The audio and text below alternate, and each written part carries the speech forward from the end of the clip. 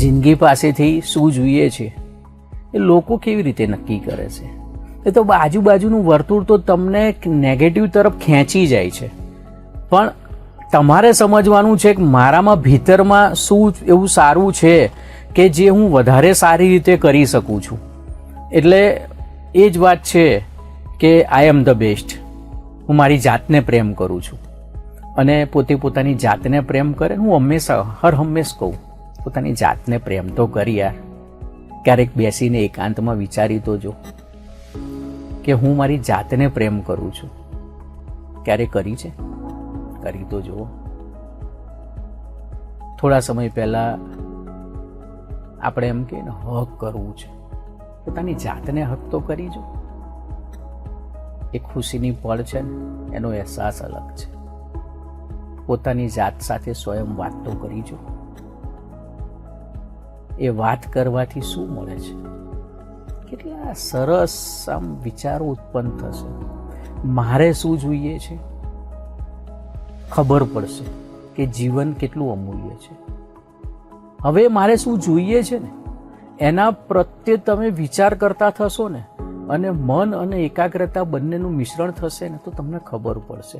અને જે પામવાની જીજીવિષા, કોઈ નથી કહેતું કે મારે જિંદગીથી રસ નથી, કીડી મકોડાની જિંદગી જીવું છું, પણ જિંદગી જીવવાની જીજીવિષા તો હોવી જોઈએ ને. આપણે કીડીઓ પાસે જ શીખવું પડશે. સતત પડી જાય છે, પ્રયત્ન કરે છે. પાણીનો આમ વેણ આવે ને તો તમે જો પોતાના કરતાં 20 ગણી એ તાકાત લગાવી દે છે. કેમ લગાવે છે? એને જીવવાની જીજીવિષા છે.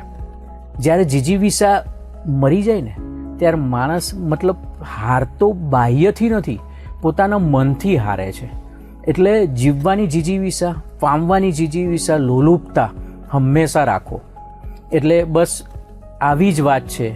એટલે કહું છું હર હંમેશ મારા જીવનમાં હું કહું છું, અને મારું સૂત્ર છે. મારા આજુબાજુ મિત્રો વર્તુળોને, મારા પરિવારને કહું, લવ યુ જિંદગી, લવ યુ જિંદગી. તમે ક્યારેક કોઈનો ફોન ઉપર કહો ને જય માતાજી, જય શ્રી કૃષ્ણ, અરે યાર છોડ ને, એ તો સંપ્રદાય પંથથી જોડાયેલા છીએ, પણ લવ યુ જિંદગી તું બોલતો થા.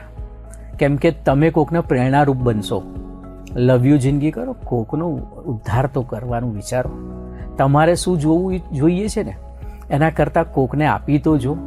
આ સમાજમાં છે ને 2% વ્યક્તિ એવા છે કે 5% વ્યક્તિ એવા છે કે કોઈને આપવું છે, બાકી બધાને તો લેવું છે.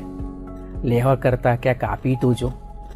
એ આપવાની અનુભૂતિ છે ને એ અલગ હશે. ને આપ્યા પછી છે ને આપેલો લીધેલો વ્યક્તિ એ ભૂલી જશે, પણ આપેલા વ્યક્તિ શું કે.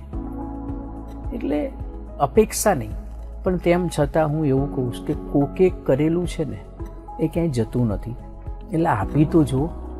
એટલે જિંદગી જીવવાની જીજીવિષા છે ને એ મનથી આવે છે, અને મન ખુશ હોય ને ત્યારે બધું જ સંપૂર્ણ કાર્ય સફળ થાય છે.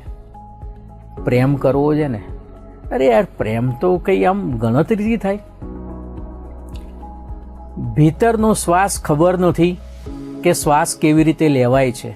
એના શ્વાસથી લઈને ઉશ્વાસ સુધીની સફરને જિંદગી કહે છે. એટલે કહું છું કે લવ યુ જિંદગી, લવ યુ જિંદગી.